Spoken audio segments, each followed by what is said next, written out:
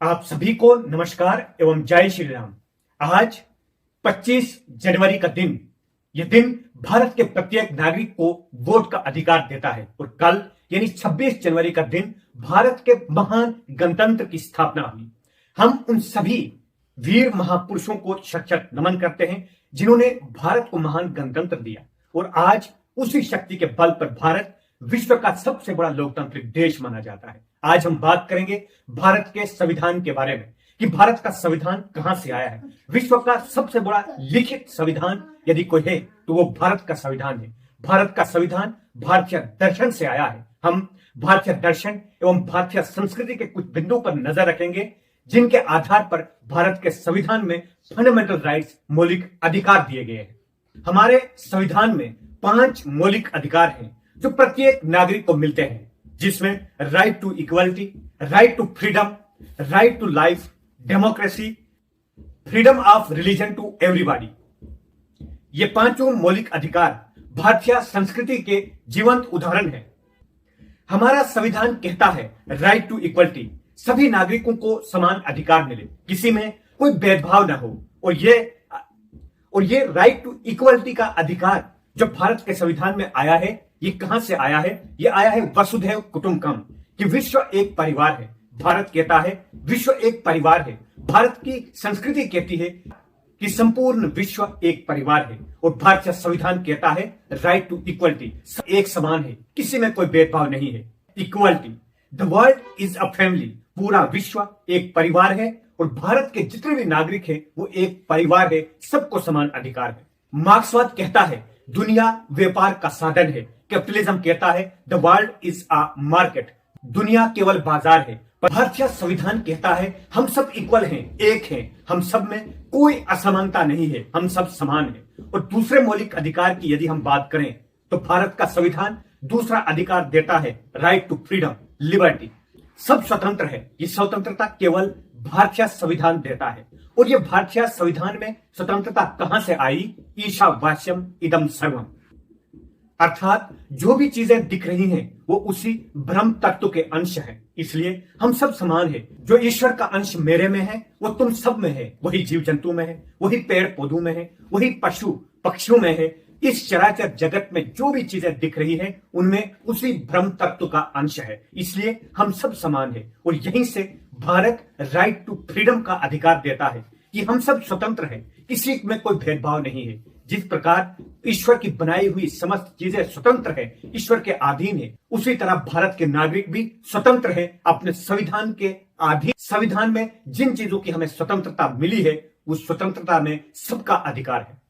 यदि हम तीसरे मौलिक अधिकार की बात करें तो freedom of religion to everybody, यानी सभी नागरिकों को धर्म, मजहब, पूजा एवं पूजा पद्धति को चुनने का पूरा अधिकार भारतीय संविधान देता है। भारतीय संविधान हिंदू, मुस्लिम, सिख, ईसाई सबको रिलीजन चुनने का अधिकार देता है।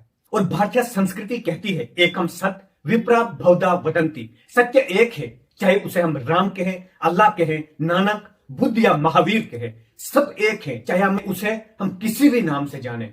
ईश्वर तक जाने के रास्ते अलग अलग हो सकते हैं परंतु ईश्वर एक है। इसी प्रकार चाहे हमारी पूजा पद्धति कोई भी हो, यह हमें भारत का संविधान स्वतंत्रता देता है। और भारतीय दर्शन कहता है एकम सत्य विप्रा बहुधा वदंती, सत्य एक है, उसे चुनने का अधिकार मनुष्य के पास है।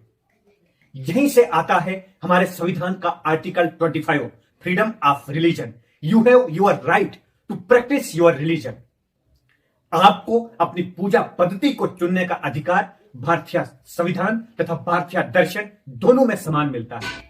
और चौथे मौलिक अधिकार की यदि हम बात करें तो डेमोक्रेसी, भारतीय संविधान हमें लोकतांत्रिक अधिकार देता है। Right to vote, right to contest election, right to criticise programme and policies of government, अर्थात भारतीय संविधान हमें वोट का अधिकार देता है, हमें चुनाव लड़ने का अधिकार देता है और सरकार के द्वारा बनाई गई नीतियों के विरोध करने का भी अधिकार भारत का संविधान देता है। भारत का संविधान प्रत्येक नागरिक को यह समान अधिकार देता है कि भारत का प्रत्येक नागरिक, भारत का प्रथम नागरिक राष्ट्रपति व प्रधानमंत्री के पद तक भी जा सकते हैं, परंतु यह अधिकार कहां से आया, इस बात को समझना चाहिए। भारतीय संविधान में जहां हमें डेमोक्रेटिक अधिकार देकर सर्वोच्च पद पर जाने का अधिकार देता है, वहीं भारतीय दर्शन अहम ब्रह्मास्मि यानी मैं ही ब्रह्म हूं, मेरे अंदर ईश्वर का ब्रह्म तत्व है, मैं जो चाहे वो कर सकता हूं। अपनी पूजा पद्धति व आंतरिक साधना के बल पर मैं ब्रह्म के उस तत्व को पा सकता हूं जहां से मेरी उत्पत्ति हुई है। और भारतीय दर्शन